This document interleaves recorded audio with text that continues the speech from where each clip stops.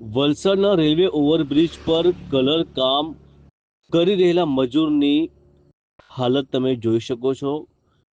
આટલી ઊંચાઈ પર કોઈ પણ જાતની સેફટી વગર આ કામદાર દ્વારા કામ કરવામાં આવી રહ્યું છે। ક્યાં છે આરઓબીના અધિકારીઓ, ક્યાં છે એન્જિનિયર, ક્યાં છે સેફટીનું ધ્યાન આપતા આમના કર્મચારીઓ?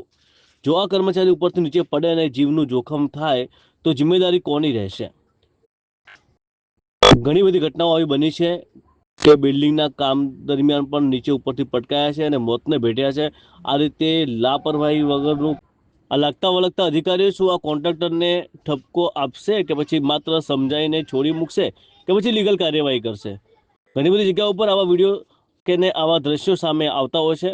આ એક ખૂબ જ ગંભીરતાપૂર્વકની બેદરકારી છે। આ બેદરકારીને અટકાવવી જોઈએ। સેફટીનું ધ્યાન રાખવું ખૂબ જ જરૂરી છે। આટલી ઊંચાઈએ કલર કરતાં જો માણસ નીચે પટકાય તો 100% એના જીવનું જોખમ થઈ શકે છે।